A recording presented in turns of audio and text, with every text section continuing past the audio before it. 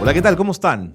Muy buenas tardes. Bienvenidos a Zona PUC, la radio de la Universidad Católica. Bienvenidos a Espacio de Gestión, el programa de radio de la Maestría en Gerencia Social de la Pontificia Universidad Católica del Perú. Gracias por acompañarnos. Gracias por permitirnos estar con ustedes en este esfuerzo por difundir ideas, temas que están ligados con el mundo de la gerencia social. Vamos a comenzar el programa de hoy hablando de ciudades sostenibles y dentro de las ciudades sostenibles, las construcciones sostenibles. Afortunadamente, un empeño, un emprendimiento, una moda en el buen sentido de la palabra que se va expandiendo y que va creciendo y que podría ser de las grandes ciudades de nuestro país modelos de ciudades y de construcciones sostenibles. Vamos a hablar de eso y en la segunda media hora nos vamos a aproximar a una investigación desarrollada por Oxfam en relación a la pobreza. Es un estudio del año 2016, muy sólido, muy serio, muy al estilo Oxfam. Vamos a conversar con un economista de esta organización con quien vamos a poder detallar y entender cómo fue la investigación, cómo se desarrolló y qué resultados arrojó. Quiero invitarlos desde ya a ser siempre parte de Espacio de Gestión, el programa de radio de la Maestría en Gerencia Social de la Pontificia Universidad Católica del Perú. Muy bien, seguimos en Espacio de Gestión. Tal como lo habíamos anunciado al inicio de nuestro programa, vamos a hablar de ciudades sostenibles. Lima podría ser una ciudad sostenible. Qué pregunta compleja, ¿no es cierto?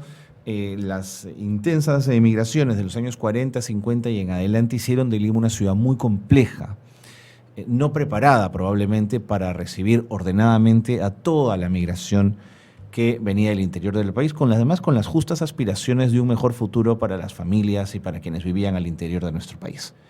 Bueno, nos acompaña Francesca Mayer Martinelli. Ella es CEO, es del Consejo Peruano de Construcción Sostenible.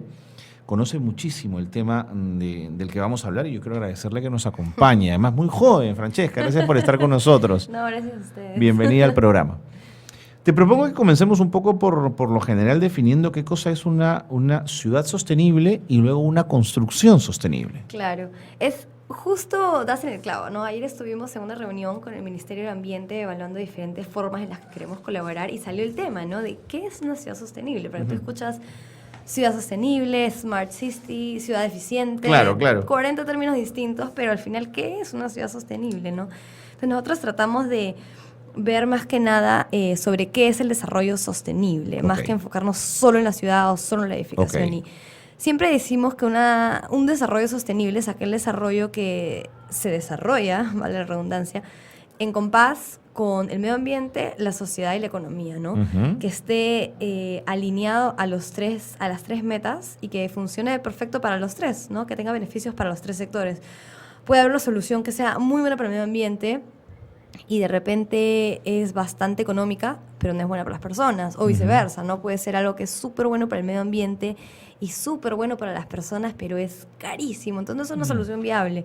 Entonces, primero que nada, algo sostenible tiene que ser algo que cumpla con los tres sectores, ¿no? La economía, la sociedad y todo lo que es, obviamente, el medio ambiente. De acuerdo.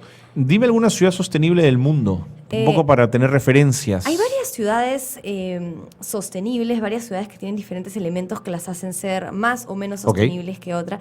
Pero, por ejemplo, la ciudad de Curitiba, en Brasil, ellos han pasado toda una transformación en los últimos años con su exalcalde, Jaime Lerner, para transformarse en una ciudad sostenible, ¿no? Otra ciudad que tal vez, para no ir tan lejos y hablar de ciudades del primer en mundo. Copenhague, por ejemplo, podemos hablar de lo que es México, ¿no? México DF está haciendo muchas cosas, pero más que México DF... se me fue el nombre de la otra... Monterrey y toda la parte norte de México, ¿no? Ellos han pasado épocas muy difíciles por el terrorismo, por todo el tema de estar tan cerca a la frontera, pero en los últimos años han invertido un montón en eficiencias tecnológicas, ecotecnológicas, de ahorro de agua, certificaciones LEED, entre otras. Es una ciudad que se está convirtiendo en una ciudad sostenible, ¿no?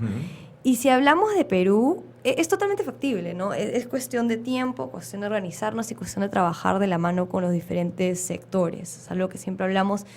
lo básico e importante que es trabajar el sector privado con el sector público, ¿no? No tenemos aún una ciudad sostenible, pero hay muchos master plans, ideas, propuestas para pequeños desarrollos sostenibles, ¿no? Ok. Ahora sí, ay, sorry. Sí, por favor, dime, no te iba a interrumpir, dime. Pero si hablamos de una ciudad sostenible, uno de los componentes más importantes que define una ciudad es la interconexión de la ciudad en sí, ¿no? No solo se trata de tener un montón de edificios súper eficientes, pero si la interconectividad entre todos los edificios y entre los edificios y los servicios y dónde vive la gente y dónde hacen sus trabajos, sus estudios, etcétera, no es buena, entonces realmente no es una ciudad sostenible. La ciudad sostenible tiene que ver aspectos de transporte, de los mismos edificios, de los servicios que tiene, obviamente de las áreas verdes que ofrece y que también comunica todo, ¿no? Porque de nada te sirve ser sostenible si al final se queda todo en, bueno, ahí atrás, escondido, tras bambalinas y la gente no lo sabe, ¿no? No lo sabe, no lo difunde, no lo vive.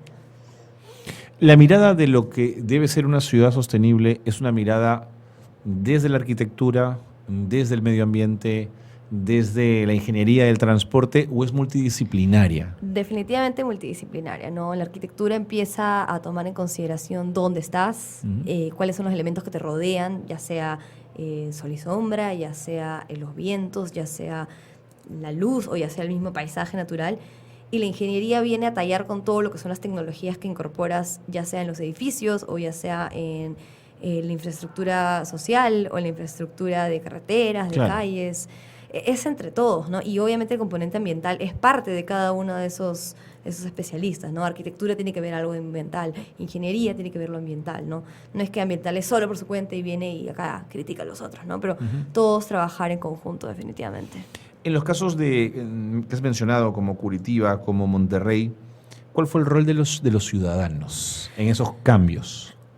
Son dos ciudades en las que se empezó mucho a trabajar a generar cultura sostenible, ¿no? Se empezó mucho a trabajar lo que es la difusión, la promoción y hacer que la gente lo pida. Entonces, estas campañas del cuidado del medio ambiente, cosas tan tontas, ¿no? Empezando con lo de las bicis, el reciclaje, calidad del aire, etcétera. Cositas pequeñas, ¿no? Pero llegó un punto que la gente lo empezó a pedir. Una vez que la gente lo pide, el Estado tiene que darlo, ¿no? Tiene que hacerlo. Y no solo el Estado, sino el sector privado, el sector público, todos tienen que hacerlo, ¿no? Entiendo. Entonces, si es un cambio, por lo menos de conducta, no sé si cultural, pero en tal caso de conducta ciudadana. Sí, definitivamente va de la mano, ¿no? Es también el sector público sector privado muchas veces lo hace como una innovación, como una tendencia, como algo loco, algo nuevo. A la gente le gusta, entonces quiere que eso sea la norma, ¿no? Quiere que eso sea lo del día a día y lo empieza a pedir, entonces las otras empresas, los otros desarrollos del sector privado tienen que adaptarse y el sector público también tiene que adaptarse y proveer, pues. Interesante. Ahora, en ninguno de los casos que me has mencionado, y corrígeme si me equivoco, hemos hablado de megaciudades. O sea, no me has dicho Delhi, no me has dicho Bombay, no me has dicho Beijing, no me has dicho Lima, no me has dicho el Cairo, digamos. De pronto me preguntaban si estos monstruos tienen salida. Sí, definitivamente tienen salida, pero es más lento, ¿no? Puntualmente el caso de Delhi, por ejemplo. Ellos han empezado con el tema del transporte, ¿no? Han identificado que es una ciudad con una cantidad de gente inmensa, que se transportan miles de kilómetros, miles de horas, o sea, pasan gran parte de su vida como nosotros en el carro, ¿no? Lo que ellos han hecho es que han firmado un contrato, si no me equivoco es el Ministerio de Energías, el Green Building Council o Consejo de Construcción Sostenible de India, el Consejo Americano y varias entidades más de temas de eficiencia energética y sostenibilidad con lo que es la línea oficial del metro de Delhi. No.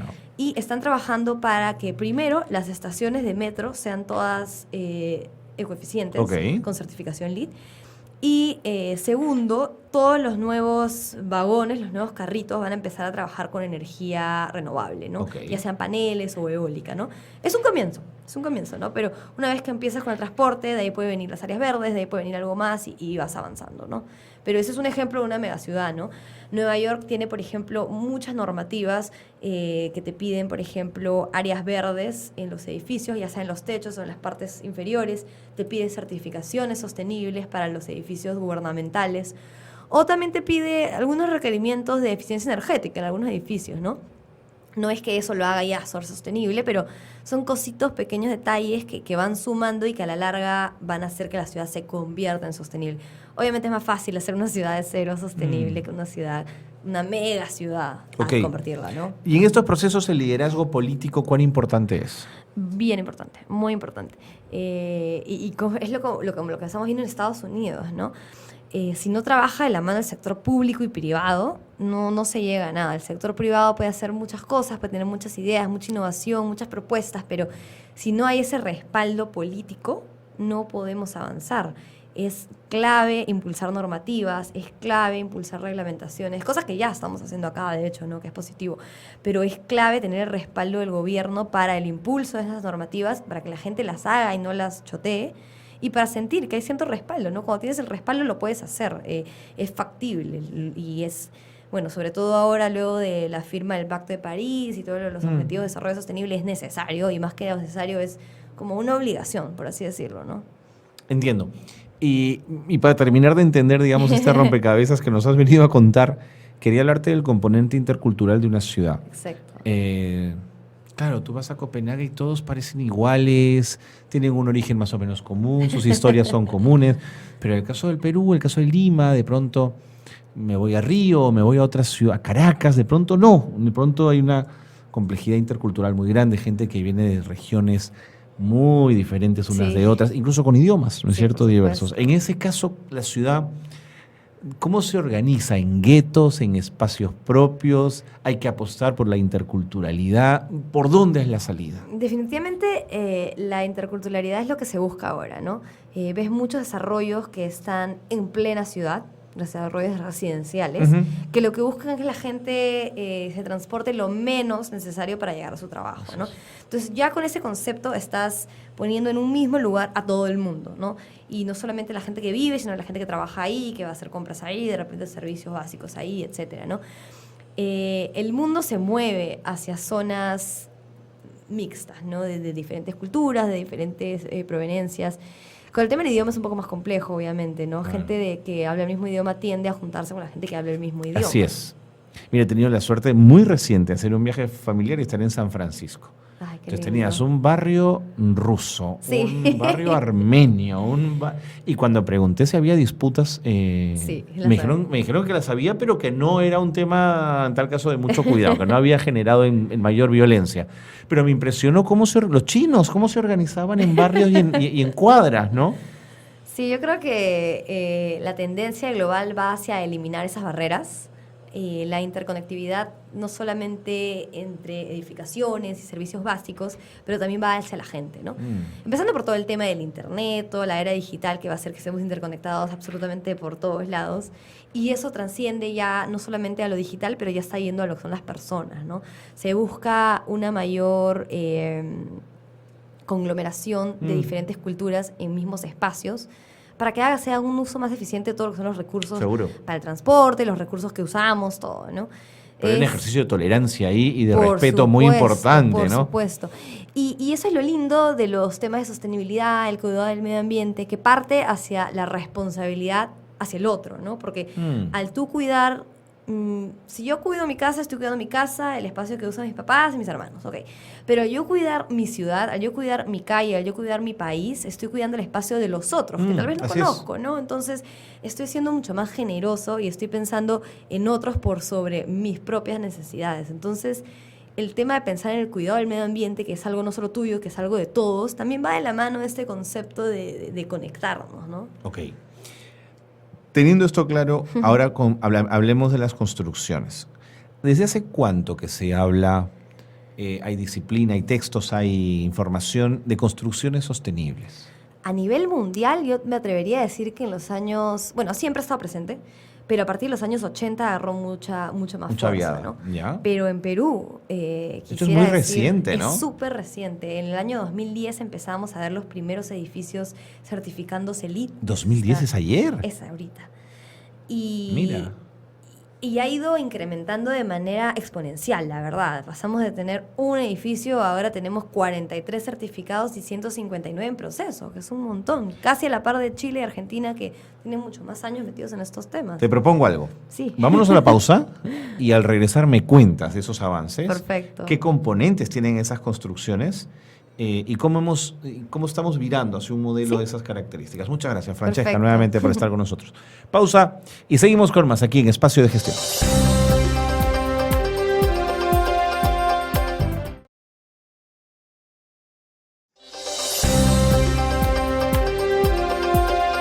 Seguimos en Espacio de Gestión, el programa de radio de la Maestría en Gerencia Social de la Pontificia Universidad Católica del Perú. Nos acompaña Francesca Mayer Martinelli. Ella es parte del Consejo Peruano de Construcción Sostenible, es una especialista en este tema, tiene varias acreditaciones en estas materias y estamos conversando con ella. Bueno, vamos primero de Latinoamérica, ahora vamos a hablar de Lima y vamos a hablar de sus construcciones. Francesca, me contabas entonces que hay un viraje acelerado, sorprendentemente acelerado, hacia construcciones denominadas sostenibles. Exacto. ¿Qué hace a una construcción ser sostenible? Bueno, como lo dije en un principio, ser una construcción que beneficie a la economía, a la sociedad y obviamente al medio ambiente, ¿no? Pero ya puntualmente, ¿cómo puede ser eso un edificio? Claro, ya puntualmente, eso suena muy romántico, ¿no? Pero ya puntualmente un edificio sostenible es aquel que busca la eficiencia máxima de los recursos, ya sean agua, energía o residuos, y también trata de proveer un espacio óptimo para sus usuarios en cuanto a temas de calidad ambiental interior, ¿no? Que es algo que se está hablando mucho. El síndrome del edificio enfermo, se habla por todo el mundo y la gente realmente no sabe lo que es, ¿no? Pero un ejemplo muy puntual, por ejemplo, es cuando entras a un edificio nuevo y está ese olor súper rico, porque la verdad es que es buenazo, el edificio nuevo. ¿Cómo se llama? ¿Síndrome? El edificio enfermo. Síndrome del edificio enfermo, ¿ya? Pero este olor a nuevo, este olor a, estoy en un lugar nuevo, en realidad estamos oliendo lo que son los componentes orgánicos volátiles. Ah, mira. Que son agentes carcinógenos. Ya. Entonces, a la larga estás oliendo a nuevo, que es oliendo a cáncer de alguna manera, ¿no? Entonces, ese es un pequeño ejemplo, ¿no? De lo que un espacio que es sostenible evita. Evita estos olores, evita estos materiales que emiten estos químicos tóxicos. Es un espacio que realmente ha sido pensado no solamente desde, bueno, que haga un edificio bonito y le pongo las cosas más tecnológicas, pero en dónde lo hago, cuál es la conectividad de mi edificio con el resto de la ciudad. La gente tiene que manejar 1 hora y media para llegar acá contaminando un montón y ocupando espacio en la carretera y generándose hígado. O pueden simplemente caminar, cruzar la calle, llegar al edificio, cruzar la calle y llegar a un restaurante, un café, algo. Dónde está el edificio es muy importante, ¿no?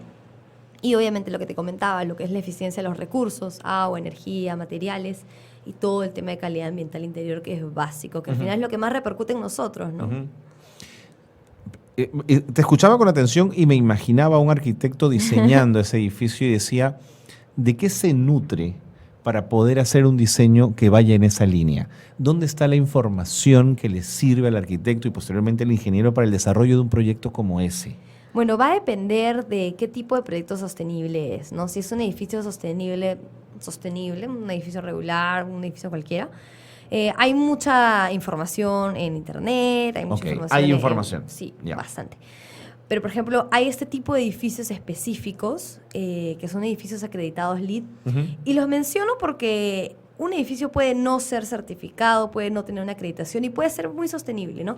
Pero una acreditación o una certificación es una manera muy eficiente de ver que un edificio cumple con un montón de estándares internacionales y que ha pasado por una fase de revisión exhaustiva y que ha cumplido con otras cosas que otros edificios también cumplen, entonces puedes comparar, ¿no? Okay. Estos edificios, los edificios certificados LEED, por ejemplo, sí tienen guías de referencias, tienen categorías, tienen créditos específicos, cosas que un edificio tiene que cumplir para llegar a ser certificado, ¿no? Por ejemplo, dame algunos Por ítems. ejemplo, hay 7 categorías en las cuales, solo por soltar una, hay una que se llama eficiencia energética y uno de los prerequisitos, porque hay prerequisitos y créditos, es el no utilizar refrigerantes contaminantes para el ambiente en los equipos de aire acondicionado, ¿no? O otra, por ejemplo, es en arquitectura, en la categoría de sitios sostenibles, que habla de dónde está el edificio, cuál es el impacto con el entorno, cuánta área verde en el techo del edificio tienes, ¿no? O qué material usas en el techo para mantener frío el edificio. Son diferentes cositas, ¿no? Es lo que me gusta bastante de estas certificaciones, es que son completas y ven todos los aspectos del edificio de una manera muy organizada, ¿no? Y como te digo, puedes compararla con otros edificios.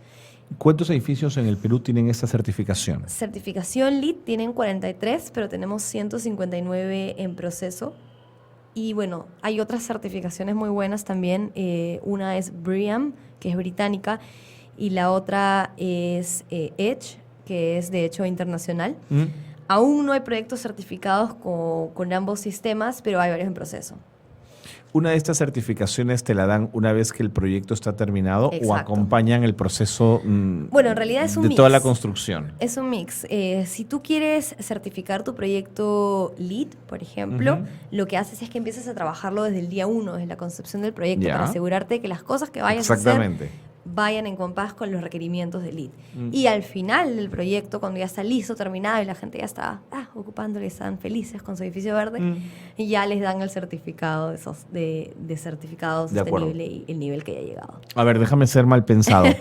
Sí me parece interesante que el Estado quiera las medallitas de la certificación. Claro. O sea, para decirle a los ciudadanos, nosotros construimos sosteniblemente.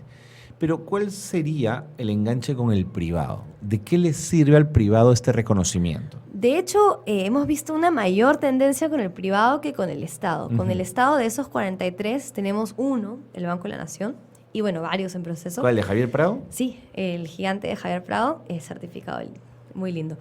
Y el resto de proyectos son de hecho del sector privado. Y ellos ven el mayor beneficio por dos cosas. Número uno, los que construyen para ellos mismos, que se van a ganar con todo el ahorro energético, todo el ahorro de agua, porque eso al final es facturas de luz, facturas de agua, mucho más. O sea, si estamos hablando de un ahorro del 30, 40% para alguno de esos dos componentes, es un montón de plata ahorrada, ¿no? Sobre todo, por ejemplo, los malls o los centros comerciales o hospitales. Y para los edificios que, por ejemplo, construyen un edificio y luego lo alquilan o lo venden, es lo mismo. Estás alquilando, vendiendo un producto de mejor calidad y estás vendiendo ahorro. Porque viene un inquilino que quiere estar en un edificio que es sostenible y que ahorra energía, o puede estar en un edificio normal.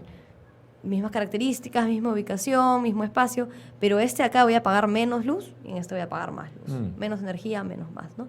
Entonces, los desarrolladores ven la manera de plasmar todos estos beneficios como un beneficio para el usuario. Y obviamente también es un tema de marca, no es la tendencia mundial Sí, hacer estos edificios verdes y no se pueden quedar atrás acá los desarrolladores. Sigo un poco intentando, no sé si ponerte cabe, pero intentar entender esto. Pómelo, a ver si me paro el toque. No, lo que te quería preguntar era, digamos, construyen un edificio efectivamente sostenible, Ajá. Reduces los residuos, reduces el consumo, pero cuando se entrega esto a la ciudad para su manejo, pienso en los residuos, pienso en el agua, por ejemplo, y el municipio donde está ese edificio no tiene forma de poder separar residuo orgánico de residuo sólido, por ejemplo. O lo que puedes entregar con una central de agua que limpia residuos, llega a la ciudad y la ciudad recibe, pero vuelve a ensuciar. ¿Cuál es el logro? El logro puntualmente en los edificios sostenibles por ahora es más para el edificio en sí, ¿no? El edificio recicla, el edificio ahorra agua, etc. Y sí, muchas veces se da lo que tú dices, ¿no? Que el edificio recicla, pero de ahí ¿quién se lleva la Exactamente, basura? y la junta después, digamos, ¿no es cierto? La misma señora de limpieza junta todo eso, lleva todo junto. Así es. De hecho, ya hay varias empresas y ya hay una normativa de residuos sólidos en el país que lo que hace es que está buscando regular todo este tema de los residuos de construcción y residuos de operación de edificios. Entonces, ya hay una reglamentación, no me acuerdo ahorita el número, pero ya hay una normativa de residuos sólidos y ya se está trabajando algo para los residuos del día a día.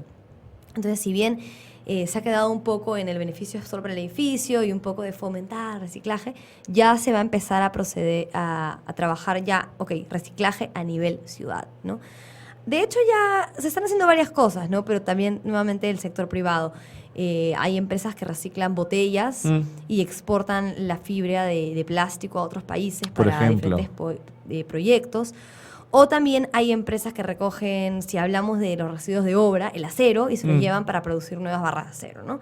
Pero si hablamos ya de residuos generales, lo que generamos el día a día, las oficinas... Así es. Aún no hay un sistema integrado con la ciudad que genere que el reciclaje que hacemos en los edificios sea eficiente hasta el punto final, pero se está trabajando en eso. Y el tema de agua, en realidad, ahí sí estamos un poquito mejor. Hay muchos edificios que tienen estas plantas de tratamiento de aguas residuales. Así es. Que botas ya más limpio, digamos, ¿no? Exacto, lo botan mucho más limpio y no solo eso, sino que reutilizan el agua en el mismo edificio varias veces. Ajá. Entonces gastan menos agua potable y sale un poco más limpio. Y lo que sí se está haciendo, y eso es un éxito en realidad, aplausos para Sedapal, pero hay una planta de tratamiento de aguas residuales. Taboada. Exacto, el de la Chira. Sí. Que, si no me equivoco, ya se está limpiando el 100% del agua potable de Lima y Callao para enviar porque al final el agua tiene que regresar al mar, ¿no? De todas maneras. Claro. Pero hay que reusarla por lo menos un par de veces. Claro. ¿No es cierto? Aún no hay reutilización. Exactamente. Pero lo que hay es que el agua sale mucho más limpia. Sí. Entonces ya Llega al mar más limpia. Exacto, sí. ya no estamos contaminando de la manera que lo hacíamos antes, generando estas islas basura que se han creado en los Las océanos. manchas en la Costa Verde eran un asco, Sí, Francesca, los ¿no? fines de semana Los fines de ves semana, así unas es. líneas marrones Así es, bien bonitas así es. acercándose a la orilla. Tal cual. Que no te provoca ni meterte al mar. Digamos, pero te siento muy optimista. Sí. Y eso me parece bien. Digamos, sientes que se está avanzando hacia esa cultura. Lo que pasa es que tenemos que ser optimistas, ¿no? Ok. Hay mucho respaldo por parte del gobierno, no solamente el Ejecutivo, sino los diferentes ministerios. Nos apoyan mucho en las diversas actividades, apoyan a las otras instituciones que hacen temas de sostenibilidad. Entonces, la respuesta es positiva.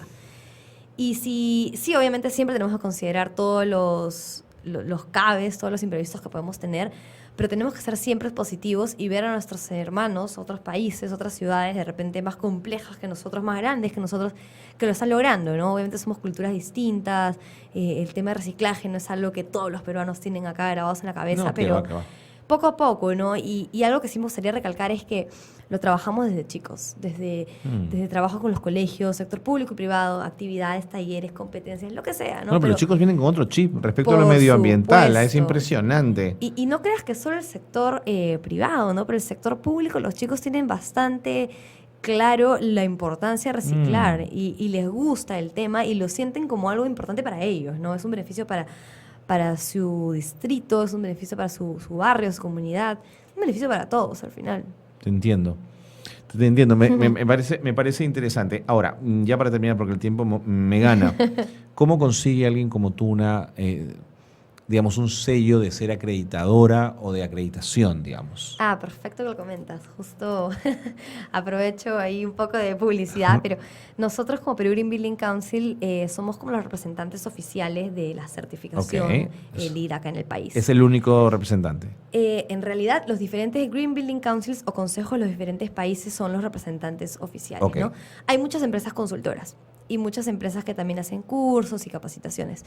Pero nosotros, por ejemplo, tenemos un curso ahora, de hecho los primeros días de abril, con un profesor oficial del Consejo Americano, acreditado por ellos, para dictar este curso, que prepara a la gente para que pueda tener la acreditación LEED Green Associate, que es la acreditación básica. Está buscando acreditadores, personas que hagan la revisión de los procesos de acreditación, ¿a eso nos referimos? No, de hecho, los profesionales acreditados como yo son los profesionales que hacen toda la consultoría para que un edificio se acredite LEED, se certifique LEED, perdón. Entonces nosotros hacemos estos cursos para preparar a estos profesionales a que se conviertan en estos... Correcto, ya te entendí. Exacto, y lo tenemos ahora, los primeros días de abril. Cuéntame, ¿dónde va a ser? Sí, va a ser del 4, 5, 6 de abril. Luego tenemos una semana de break en el cual los alumnos van a poder hacer consultas del profesor, estudiar un poco el material. Y luego 17, 18, 19 también de abril. El curso en su totalidad va a ser en las oficinas de Betty Chino Legrand, que es uno de nuestros miembros y mayores colaboradores en realidad. El de los interruptores. Exacto. Tiene mucho más que los interruptores. También va a ser Es bueno verdad. porque hay un showroom abajo, así que los asistentes pueden conocer. Y el curso es abierto al público en general. Obviamente tiene un costo, pero sí va a estar bastante bueno, bastante completo. Y creemos que la gente que tome el curso inmediatamente puede estudiar un par de días más, tomar su examen y ser un profesional LEED más. Tenemos 70 en el país. Fantástico. Y queremos seguir subiendo números, ¿no? Argentina y Chile nos dan patadas. Mientras más sean ustedes, más van a influenciar en constructores, en arquitectos y en ingenieros. Así que me parece fantástico. Francesca, muchísimas gracias por habernos acompañado. Ha sido un gusto conocerte y nada, conversaremos en otro momento cuando esta tendencia siga creciendo. Muchísimas gracias. Gracias. Nos ha acompañado Francesca Mayer Martinelli, especialista en temas de ciudad sostenible, construcciones sostenibles, ya la han escuchado ustedes. Vámonos a la pausa y seguimos con más, aquí, en Espacio de Gestión.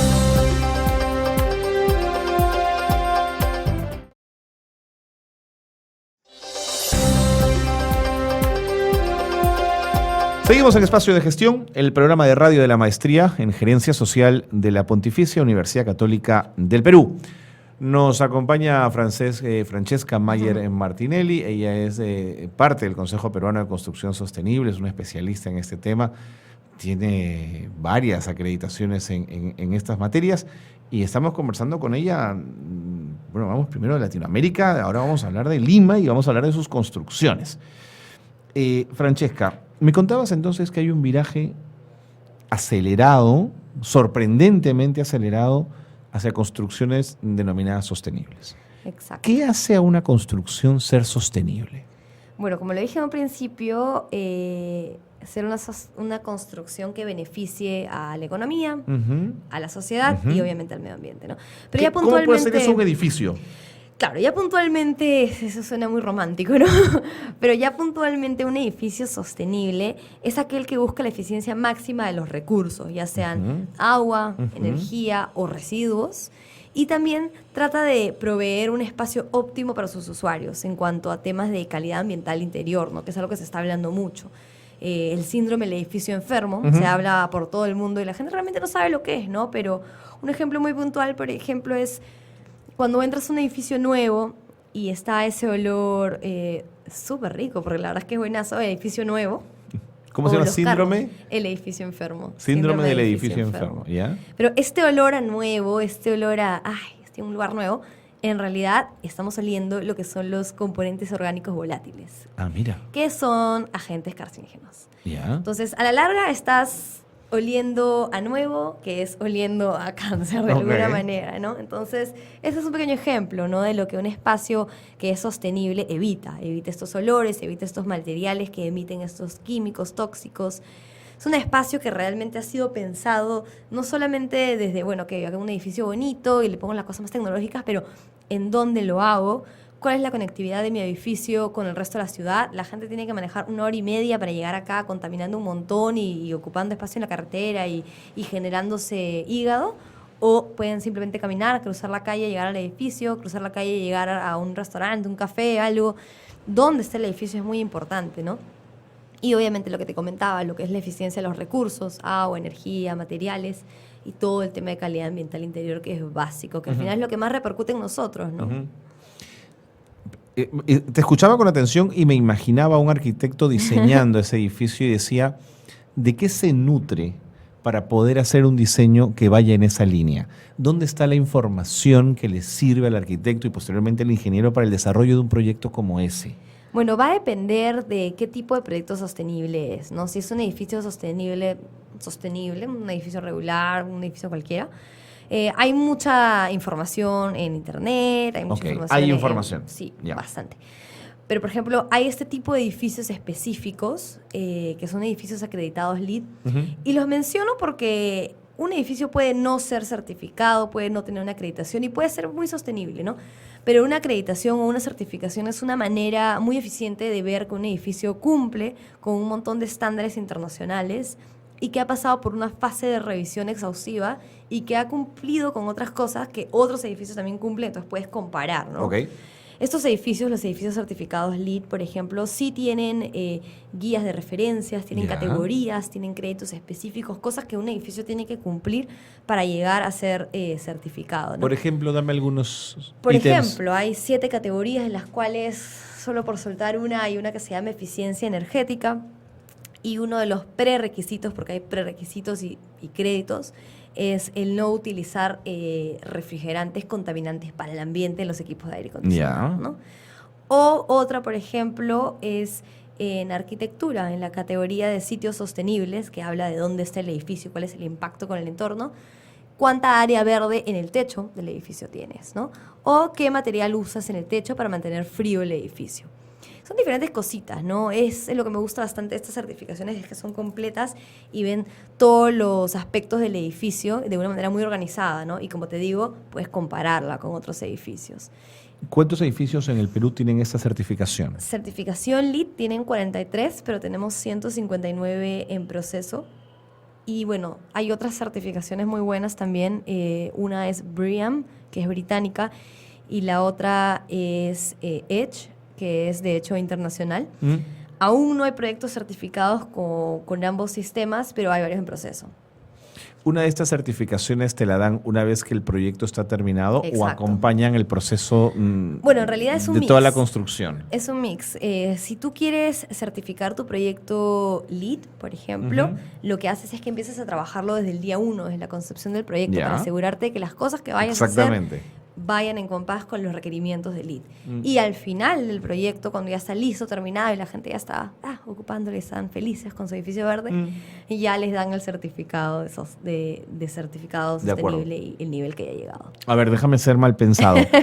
Sí me parece interesante que el Estado quiera las medallitas de la certificación. Claro. O sea, para decirle a los ciudadanos, nosotros construimos sosteniblemente. Pero ¿cuál sería el enganche con el privado? ¿De qué le sirve al privado este reconocimiento? De hecho, hemos visto una mayor tendencia con el privado que con el Estado. Con el Estado, de esos 43, tenemos uno, el Banco de la Nación, y bueno, varios en proceso. ¿Cuál, de Javier Prado? Sí, el gigante de Javier Prado es certificado, muy lindo. Y el resto de proyectos son de hecho del sector privado. Y ellos ven el mayor beneficio por dos cosas. Número uno, los que construyen para ellos mismos, que se van a ganar con todo el ahorro energético, todo el ahorro de agua, porque eso al final es facturas de luz, facturas Seguro, de agua, mucho seguro. más. O sea, si estamos hablando de un ahorro del 30, 40% para alguno de esos dos componentes, es un montón de plata ahorrada, ¿no? Sobre todo, por ejemplo, los malls o los centros comerciales o hospitales. Y para los edificios que, por ejemplo, construyen un edificio y luego lo alquilan o lo venden, es lo mismo. Estás alquilando, vendiendo un producto de mejor calidad y estás vendiendo ahorro. Porque viene un inquilino que quiere estar en un edificio que es sostenible y que ahorra energía, o puede estar en un edificio normal. Mismas características, misma ubicación, mismo espacio, pero acá voy a pagar menos luz y en este voy a pagar más luz. Menos energía, menos más, ¿no? Entonces, los desarrolladores ven la manera de plasmar todos estos beneficios como un beneficio para el usuario. Y obviamente también es un tema de marca, ¿no? Es la tendencia mundial Sí, hacer estos edificios verdes y no se pueden quedar atrás acá los desarrolladores. Sigo un poco intentando, no sé si ponerte cabe, pero intentar entender esto. Pómelo, a ver si me paro el toque. No, lo que te quería preguntar era, digamos, construyen un edificio efectivamente sostenible, Ajá. reduces los residuos, reduces el consumo, pero cuando se entrega esto a la ciudad para su manejo, pienso en los residuos, pienso en el agua, por ejemplo, y el municipio donde está ese edificio no tiene forma de poder separar residuo orgánico de residuo sólido, por ejemplo. O lo que puedes entregar con una central de agua que limpia residuos, llega a la ciudad y la ciudad recibe, pero vuelve a ensuciar. ¿Cuál es el logro? El logro puntualmente en los edificios sostenibles por ahora es más para el edificio en sí, ¿no? El edificio recicla, el edificio Así es. ahorra agua, etc. Y sí, muchas veces se da lo que tú dices, ¿no? Que el edificio recicla, pero de ahí ¿quién se lleva la Exactamente, basura? y la junta después, digamos, ¿no es cierto? La misma señora de limpieza junta todo eso, todo junto. Así No. es. De hecho, ya hay varias empresas y ya hay una normativa de residuos sólidos en el país que lo que hace es que está buscando regular todo este tema de los residuos de construcción y residuos de operación de edificios. Entonces, ya hay una reglamentación, no me acuerdo ahorita tranquila. el número, pero ya hay una normativa de residuos sólidos y ya se está trabajando algo para los residuos del día a día. Entonces, si bien se ha quedado un poco en el beneficio solo para el edificio y un poco de fomentar reciclaje, ya se va a empezar a proceder a trabajar ya, reciclaje a nivel ciudad, ¿no? De hecho, ya se están haciendo varias cosas, ¿no? Pero también, nuevamente, el sector privado.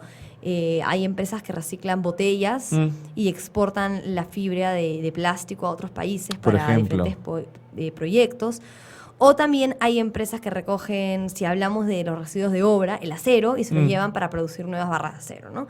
Pero si hablamos ya de residuos generales, lo que generamos el día a día, las oficinas, Así es. aún no hay un sistema integrado con la ciudad que genere que el reciclaje que hacemos en los edificios sea eficiente hasta el punto final, pero se está trabajando en eso.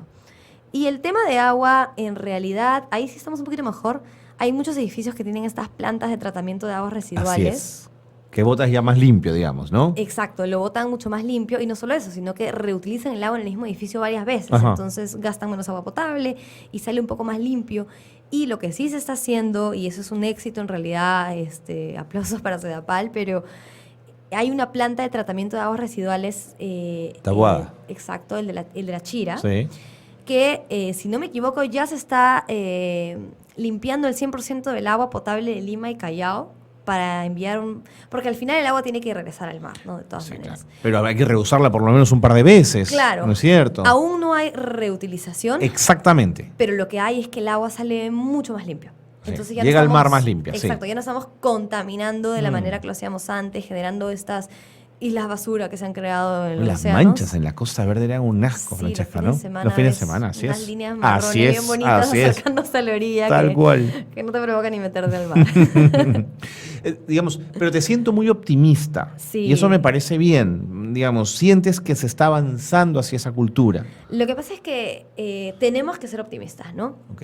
Hay mucho respaldo por parte del gobierno, no solamente el Ejecutivo, sino los diferentes ministerios.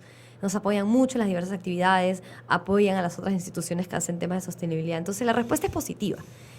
Y sí, obviamente siempre tenemos que considerar todos los cabes, todos los imprevistos que podemos tener, pero tenemos que ser siempre positivos y ver a nuestros hermanos, otros países, otras ciudades, de repente más complejas que nosotros, más grandes que nosotros, que lo están logrando, ¿no? Obviamente somos culturas distintas, el tema de reciclaje no es algo que todos los peruanos tienen acá grabados en la cabeza, No, pero que va. poco a poco, ¿no? Y algo que sí me gustaría recalcar es que lo trabajamos desde chicos, desde trabajo con los colegios, sector público y privado, actividades, talleres, competencias, lo que sea, ¿no? No, pero los chicos vienen con otro chip respecto a lo Por medioambiental, es supuesto. impresionante. Y no creas que solo el sector privado, ¿no? Pero el sector público, los chicos tienen bastante claro la importancia de reciclar y les gusta el tema y lo sienten como algo importante para ellos, ¿no? Es un beneficio para su distrito, es un beneficio para su barrio, su comunidad, un beneficio para todos al final. Te entiendo. Me parece interesante. Ahora, ya para terminar, porque el tiempo me gana, ¿cómo consigue alguien como tú digamos, un sello de ser acreditadora o de acreditación, digamos? Ah, perfecto que lo comentas. Justo aprovecho ahí un poco de publicidad, pero nosotros como Perú Green Building Council somos como los representantes oficiales de la certificación LEED acá en el país. ¿Es el único representante? En realidad, los diferentes Green Building Councils o consejos de los diferentes países son los representantes oficiales, ¿no? Hay muchas empresas consultoras y muchas empresas que también hacen cursos y capacitaciones. Pero nosotros, por ejemplo, tenemos un curso ahora, de hecho los primeros días de abril, con un profesor oficial del Consejo Americano, acreditado por ellos, para dictar este curso, que prepara a la gente para que pueda tener la acreditación LEED Green Associate, que es la acreditación básica. Está buscando acreditadores, personas que hagan la revisión de los procesos de acreditación, ¿a eso nos referimos? No, de hecho, los profesionales acreditados como yo son los profesionales que hacen toda la consultoría para que un edificio se acredite LEED, se certifique LEED, perdón. Entonces nosotros hacemos estos cursos para preparar a estos profesionales a que se conviertan en estos... Ah, correcto, ya te entendí. Exacto, y lo tenemos ahora, los primeros días de abril. Cuéntame, ¿dónde va a ser? Sí, va a ser del 4, 5, 6 de abril. Luego tenemos una semana de break en el cual los alumnos van a poder hacer consultas del profesor, estudiar un poco el material. Y luego 17, 18, 19 también de abril. El curso en su totalidad va a ser en las oficinas de Betty Chino Legrand, que es uno de nuestros miembros y mayores colaboradores en realidad. El de los interruptores. Exacto. Tiene mucho más que los interruptores. También va a ser bueno porque hay un showroom abajo, así que los asistentes pueden conocer. Y el curso es abierto al público en general. Obviamente tiene un costo, pero sí va a estar bastante bueno, bastante completo. Y creemos que la gente que tome el curso inmediatamente puede estudiar un par de días más, tomar su examen y ser un profesional LEED más. Tenemos 70 en el país. Fantástico. Y queremos seguir subiendo números, ¿no? Argentina y Chile nos dan patadas. Mientras más sean ustedes, más van a influenciar en constructores, en arquitectos y en ingenieros. Así que me parece fantástico. Francesca, muchísimas gracias por habernos acompañado. Ha sido un gusto conocerte y nada, conversaremos en otro momento cuando esta tendencia siga creciendo. Muchísimas gracias. Gracias. Nos ha acompañado Francesca Mayer Martinelli, especialista en temas de ciudad sostenible, construcciones sostenibles, ya la han escuchado ustedes. Vámonos a la pausa y seguimos con más, aquí, en Espacio de Gestión.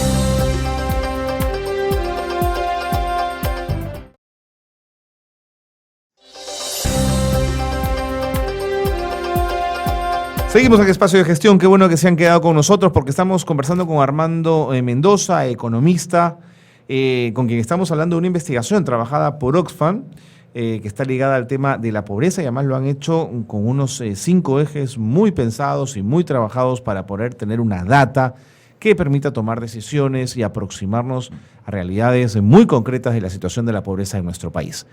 Armando, cuando uno inicia una investigación como esta, ¿de dónde obtiene los insumos que además tenga la confianza que vengan de una data no solo oficial, sino oficial y real? Ciertamente, ese es uno de los elementos que nosotros justamente hemos utilizado como un criterio central, es decir, tener que la data tenga solvencia, Okay. es decir, que pueda ser cuestionada, revisada, analizada. En ese sentido, nosotros justamente nos hemos basado en data oficial, Okay. proveniente del INEI. Ciertamente del INEI, del Ministerio de Economía y Finanzas, ciertamente se puede entrar a un debate, ¿no?, Así es, sobre cómo es que eso se ha medido, no se ha medido, pero en ausencia de otras opciones, correcto. fundamentalmente es sobre lo que nosotros basamos. Ciertamente mucha de esa data, más allá de los cuestionamientos que siempre ha habido, es una data, digamos, que está técnicamente refrendada, que se ha sido desarrollada con apoyo de organismos multilaterales como el Banco Mundial, ¿no?, o las Naciones Unidas. Digamos que nos da una cierta confianza para entrar a un debate, ¿ok? Porque otra opción hubiera sido básicamente trabajar con data alternativa. El gran problema que hay con datas alternativas es que a veces esas mediciones o análisis que se hacen son análisis puntuales para un año. No te permiten hacer una serie en el tiempo y por otro lado son estimaciones. Un dato, por ejemplo, que nosotros hubiéramos querido introducir en tema de la justicia tributaria hubiera sido el nivel de evasión y elusión que hay en el impuesto a la renta. El problema es que no hay una data oficial, porque ciertamente, entonces lo que tú tienes son unas estimaciones del año 2012, 2013, por parte de la SUNAT, que estima que más o menos es 30% el grado de evasión en el IGB y 50% en el caso del impuesto a la renta, pero lógicamente ahí estamos hablando de un año, y no es un dato oficial, digamos, refrendado en estadísticas colectadas a través de encuestas o censos, no o registros oficiales, sino es básicamente una estimación, es un ejercicio, que es valioso como referencia. No, seguro, pero seguro, te aproxima, digamos, mal que bien. Claro, pero digamos que para los fines de un índice que además pretende no ser un solamente para este año, sino que justamente lo que se pretende es que salga todos los años, de tal manera que nos permita, ¿no?, línea de base con para regular, empezar a trabajar. exactamente, con regularidad decir, han habido avances aquí, retrocesos aquí, estancamiento aquí. Lamentablemente, efectivamente, en algunos casos hemos tenido que ceñirnos a lo que sale, la información que sale regularmente, la información que es oficial, en otras palabras, que tú puedes con algún nivel de seguridad decir, bueno, esta información efectivamente se ha trabajado con solvencia y en todo caso por lo menos tienes una contraparte a la cual cuestionar. Si encuentras datos sospechosos cuestionables, puedes entrar a un diálogo con el INEI, puedes entrar a un diálogo con el MEF. De acuerdo. Vamos a los resultados. Uh-huh. Los resultados que tú dirías más importantes, los más gruesos, porque siempre el tiempo es corto cuando conversamos de estos temas. ¿Cuáles son esos resultados que tú dirías hay que tener esto con mucho cuidado y tenerlo en cuenta? A ver, una lectura general, transversal, Uh-huh. yo te diría oportunidades perdidas. Ok. Se avanzó, pero la sensación que queda es que se pudo avanzar más, no nos hemos consolidado y en este momento estamos en una situación de encrucijada.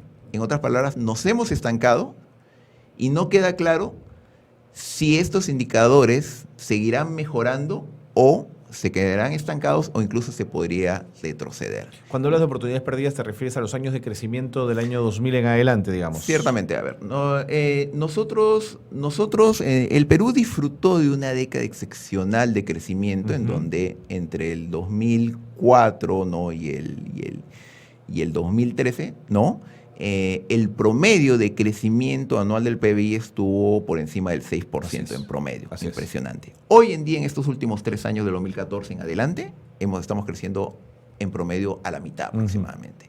Y eso significa menos generación de empleo, menos generación de riqueza, menos ingresos para el Estado. En otras palabras, estamos en un contexto en el cual el piloto automático se acabó y en donde simplemente en años anteriores, por el fuerte crecimiento y por el auge fiscal, cada año tenías más dinero para meter en educación, más dinero para meter en salud, se creaban más empleos. Entonces había un descenso significativo de la pobreza y mejora de los indicadores económicos y sociales en general, que mucho se debía simplemente a un entorno favorable que ya no tenemos. ¿Esto no va a volver a ocurrir? Al menos en el mediano plazo, corto, mediano plazo, no. Okay. ¿Qué es lo que ha sucedido? A ver, un factor fundamental fue el fin del boom de los precios internacionales de los minerales, ¿no? Las estimaciones que hay, ¿no? A nivel internacional sobre los commodities, de hecho puedo citarle el análisis que hace el Banco Mundial en ese sentido, indica que por lo menos hasta el 2000, hasta la próxima década, los precios se van a mantener en un nivel estable, con alguna mejora, pero no va a haber un boom. Es decir, así de claro y de rotundo. Así de claro y de rotundo. En otras palabras, hasta el 2020, 2021, olvidémonos. Pero además hay un factor adicional en el caso del Perú, y que es preocupante. Han habido grandes inversiones mineras, como el caso de las Bambas y otras, ¿no? Que ciertamente lo que se está apostando es que esto expanda fuertemente la producción de cobre. Claro. Y ahí podemos entrar, ahí hay dos elementos para cuestionar. Uno es decir, en otras palabras, reconocemos que el boom de los minerales terminó, pero lo que estamos apostando es, como han bajado los precios, vamos a exportar más. Claro. En otras palabras, estamos reforzando un modelo primario exportador cuyos límites ya se han visto. En otras palabras, no estamos apostando por transformar la economía, claro, ¿no? Diversificación productiva, sino que básicamente estamos apostando lo mismo, a seguir exportando piedras y apostemos a que quizá de aquí a unos 10 años nuevamente el precio de las piedras crezca. Pero hay otro segundo factor. Debido a las considerables facilidades tributarias que tienen las inversiones mineras, durante sus primeros años no van a tributar, porque van a estar recuperando su inversión, ¿no? Y se ha estimado, ¿no? La ONG Cooperación y la ONG Propuesta Ciudadana, que son nuestros aliados en esos temas, han estimado que hasta el 2021 probablemente el Estado peruano no va a recibir un centavo por impuesto a la renta. Tremendo. Sorprendentemente, por el caso de las Bambas. ¿Por qué? Porque el caso de las Bambas estamos hablando de inversión de 10.000 millones de dólares, claro. Que primero tiene que recuperar. Y con el nivel de precios que hay ahora, va a ser muy, muy difícil que se genere un nivel de ganancia considerable suficiente que permite efectivamente que durante estos años las Bambas efectivamente tributen. Y probablemente eso va a pasar con los otros grandes proyectos. Entonces, ahí tenemos una sensación preocupante. Pero bueno, como te decía, la sensación en general es de oportunidades perdidas. Ahora, voy a cada uno de los ejes. En el eje tributario, la lectura es retroceso absoluto, lamentablemente. Hoy en día estamos peor que lo que estábamos a comienzos de la década. Nuestro año base es del 2010, justamente para analizar lo que pasó con el último gobierno y para ver cómo es que se movieron los indicadores. ¿Por qué?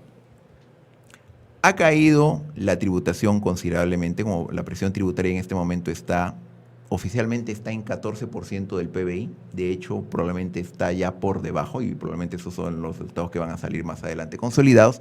Y con esos montos no hay suficiente para financiar adecuadamente al país. Y eso se refleja en el fuerte déficit fiscal que se ha dado durante el 2015 y que también se va a dar durante el 2016. Ha habido un retroceso considerable en términos del aporte de las empresas, es decir, lo que se paga como impuesto a la renta. Es decir, en el 2010 se pagaba por encima del 4% del PBI, equivalía al aporte por impuesto a la renta de las empresas. Ahora estamos en 3%. Obviamente hay muchas explicaciones que se pueden dar porque, bueno, cayeron los precios, se acabaron las sobreganancias de las empresas mineras, pero la sensación que hay es que no hubo voluntad durante estos años para hacer una real reforma tributaria, ¿no? En ese sentido, nosotros cuestionamos que hay toda una serie de elementos preocupantes dentro del sistema tributario que no han sido encarados. Y uno, por ejemplo, que puedo mencionar es el caso de las exoneraciones tributarias.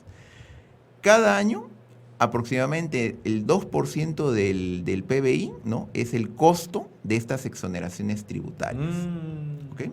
Estamos hablando de aproximadamente unos 14.000, 15.000 Claro. millones de soles para este año. Eso es superior a todo el presupuesto del sector salud. Que quizás, corrígeme Armando, tuvieron sentido cuando el país salió a buscar inversiones después del desastre de los 80, ¿no es cierto?, donde era necesario Ciertamente. convocar a grandes inversiones. Esa no es la realidad hoy. Ciertamente, ese es parte del debate que hay. Es decir, en los 90, podemos entrar a un debate si justificaba o no se Ajá, justificaba esa ajá. medida, pero no puede decir, bueno, en los 90 este era un país que recién estaba saliendo del terrorismo, estaba saliendo de la hiperinflación, de la crisis, no éramos un país atractivo, no teníamos grado de inversión, etcétera. Ya, se podía justificar eso. Pero 20 años después, ya en el 2017, ¿no? Con este crecimiento Así considerable, es. con el Perú que ahora tiene grado de inversión, con el Perú que es considerado como la estrella de América Latina, que ha sido felicitado públicamente, mostrado como el Así país es. modelo el año pasado Por en el el marco FMI, de, exacto, sí, en el claro. FMI, en los anuales del FMI, del Es Banco verdad, es Mundial, verdad, ¿ya? que además aspira en el 2021 a convertirse en país OCDE, Ajá. ¿no? Que es la Organización para la Cooperación y el Desarrollo Económico. El ¿no? club de los grandes. Exactamente, fue conformado por los 35 economías más desarrolladas Ajá. y a la cual el 2021 el Perú aspira a formar parte. Uno dice, bueno, ¿por qué todavía tenemos que tener esta clase de facilidades que en muchos casos son cuestionables? Es decir, y que además ese es parte del tema. No hay, hasta donde yo conozco, un análisis de estas exoneraciones que te haga un auténtico análisis costo-beneficio. Y Del más tipo- con esa cifra tan alta que das, ¿no? Exactamente, que diga, ya, a este sector le hemos dado este beneficio y por eso no está pagando tanto de impuesto a la renta o está accionario en el IGB. Ya. ¿Cuáles son las ventajas para el país? ¿Cuánto ha sido la generación adicional de puestos de trabajo? ¿Cuánto ha sido la generación adicional en exoneraciones? Porque no se trata de decir de que las exoneraciones por sí solas son malas. No, por supuesto. Depende del pero contexto. sí, y en qué- exactamente, y hay exoneraciones que se justifican. Así es. Pero hay que ver cuáles son los beneficios para el país y quiénes son los que efectivamente se benefician. Te pongo un ejemplo de... Por favor. A ver, exoneraciones a los alimentos tiene sentido, Ujú. porque ciertamente hay un impacto benéfico.